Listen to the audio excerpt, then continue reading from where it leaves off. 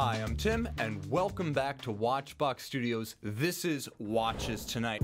Welcome back to the Watch Insider. My name is Brian, and thank you all for logging on. Hi! Hey, how are you?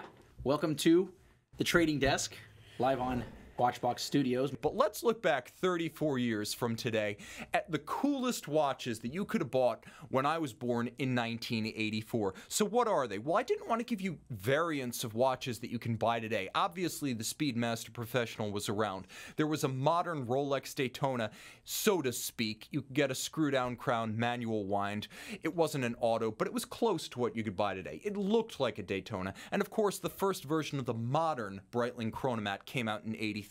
So let's talk about watches that you could only buy in 1984. First and foremost, Audemars Piguet Royal Oak 5402 C Series. This is the real deal. The original monoblock Gerald Genta masterpiece in its third iteration, the C Series.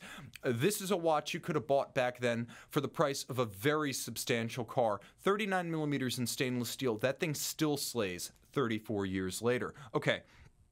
A watch redolent of its era because you can already see the design lineage to watches like this that were Genta influenced, but the Rolex Oyster Quartz Day-Date in white gold. This is the 1919 white gold blue dial, an incredibly sophisticated thermocompensated quartz chronometer with a Swiss lever escapement and a quartz drift trimmer for use over a lifetime. Lifetime serviceable, an emerging collectible. You get one of these things with a foreign language dial or an original tritium dial today. White metal, dark colored dial, absolutely zings me. This might be the first Rolex I ever buy. An emerging collectible and something that is just redolent of the early 80s. This is not greed is good. This is just objectively good. Okay.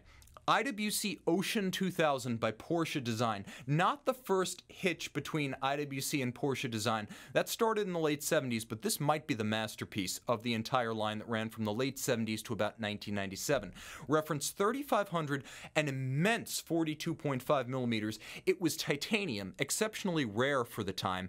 There were military variants actually issued to German armed forces, and the watch with integrated titanium bracelet has a distinctive look that remains classic and appealing to this day.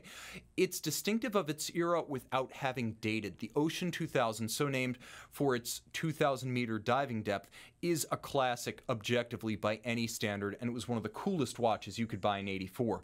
Now, here's one that you might not have seen. And if you have, and you've seen it in person, and you own it, send me a wrist shot, because I will put you on the show.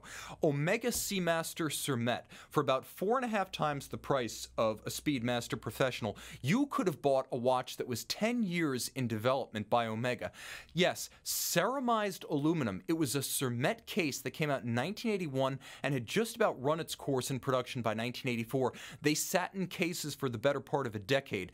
Yes, it's quartz, but I don't care. That is objectively cool. You find one of these today, it looks brand new. The Surmet technology worked. Better known as the Omega Black Tulip. Staggering rarity. Years of R&D and a true trailblazer. These things are as rare as hen's teeth on a rooster. Speaking of Richard Mille, so it was like a great little segue in. Yeah, that was designed. This is, I think, the first one that we've had on the show. So here we have an RM30 in titanium. So very cool watch. Richard Mille is not a brand that we really talk about all that much. You know, we see them every once in a while in the secondary market, and, you know, we recently took one in, so I thought that it was a good opportunity to bring one on the show, show off the case, show off the movement, and talk a little bit more about the brand. So Richard Mille is a brand, you know, we've talked about as being one of the most in-demand, I guess the most in-demand products that are currently being made in the watch world. You go to most retailers, they're completely sold out. Very high price points, and I think that it's that one brand that most watch collectors and even watch retailers like ourselves sort of just always ask, like, when is the floor going to fall out? And it's said every year, and every single year the brand just continues to, you know, amaze everybody with producing more watches and selling them at faster rates. I'll also say this, there are many levels of Richard Mille. The RM27 and the, for example, RM11 are worlds apart. There are the ultra high-end Richard Mille watches that have bespoke calibers produced by Audemars, Piguet, Renault Papi for Richard Mille, and those are absolutely sensational stuff of dreams watches. What you see here is a well-crafted and modified Vaucher-based caliber with a set of titanium plates and bridges, skeletonized to reduce mass, and fitted with Richard Mille's signature variable inertia winding system, whereas you can actually change the moment of inertia of the balance to wind faster or slower, more or less efficiently, depending on your activity level. 50 to 55-hour power reserve due to twin mainspring barrels. Again, this is a watch that is made using parts that start out quite conventionally. The Vaucher base is how this watch is able to sell in volume, and the same was true of the RM5, the RM10, the RM16. There are two levels of Richard Mille. All of them are visually spectacular. Some are more mechanically accomplished than others. This is the kind of watch you buy because you want to be seen wearing a Richard Mille. You like the style. You buy into the image of the man who is also the brand. When we talked about Denis Flageolet needing to become the face of Des Bethune, he needs to do what F.P. Journe has done for his brand, and Richard Mille, though not a watchmaker, has done for his namesake brand. When a brand is small, it needs to be really closely keyed. It has to beat from the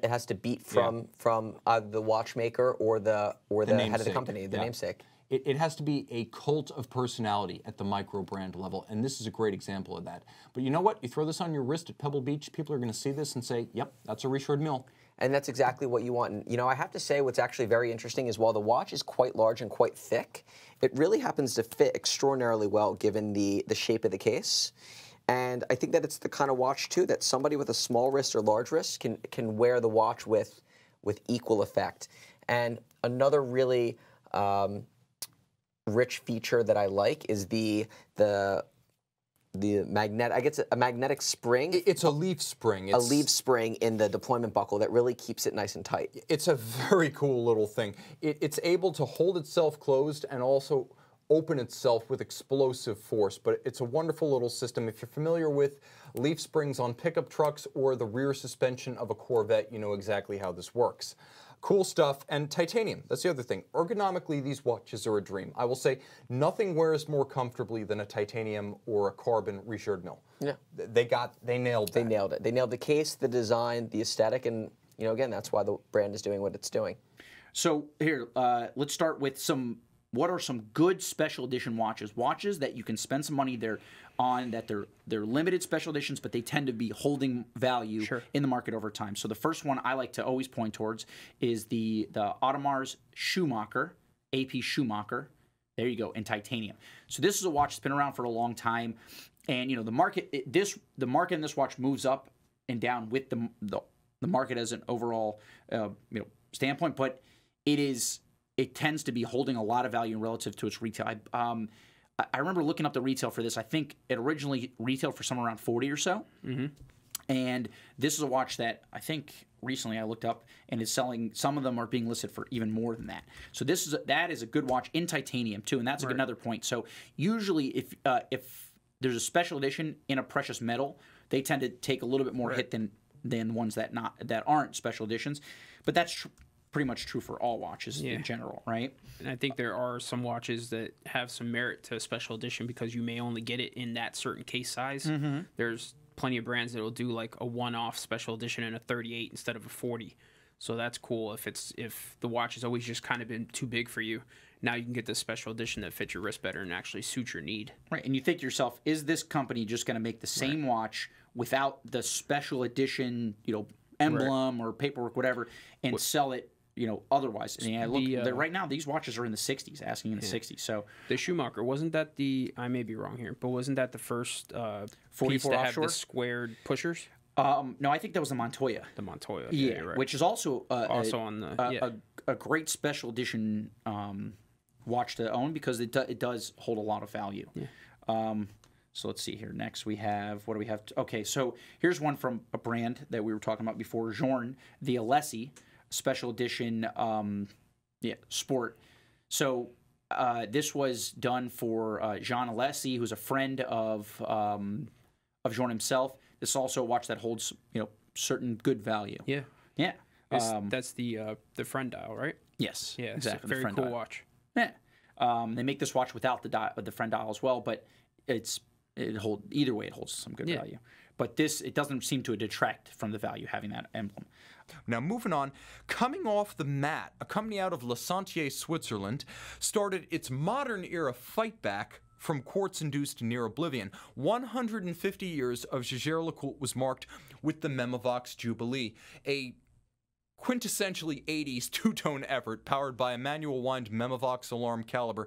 It had to start somewhere, and it was a limited edition of 300 pieces. Objectively cool. That's what 0-year-old Tim Massa would have worn back then. Okay, now in 1983, if you were willing to go a little bit off the beaten path, when independent horology wasn't even a thing of the imagination, an obscure Parisian restoration specialist delivered his first bespoke watch to his first client. The product was a pocket watch tourbillon with a chronometer escapement, and in 1984, the year I was born, this was the kind of custom piece you could get from watchmaker F.P. Journe. Now, 30 years later, in 2013, Journe recreated his first watch as the T30 Tribute Tourbillon. A freelance watch writer with an interest in the brand showed up uninvited at the U.S.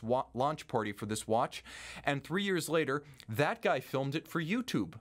So this watch, part of F.P. Journe's story and mine inside the watch industry. But this watch brings back a little bit of history, and I love this thing because I can't think of too many bumper automatics in the modern era. They're out there, but this watch is a combination of idiosyncratic old school stuff. First, start with the fact that it is a backwinder and a back setter. So this is the 2001 Jules Audemars 150th anniversary birthday watch. You can see mid-F series. This was a 40mm rose gold bumper automatic tourbillon with a power reserve and a date. Oh, it gets better. Satin finished metallic dial with a vertical satin finish, almost like a DeLorean stainless steel. And then you've got full loom, fully loomed Arabic numerals, AP logo, and broadsword hands. Giant tourbillon carriage, as you can see. Are the subdial rings loomed as well?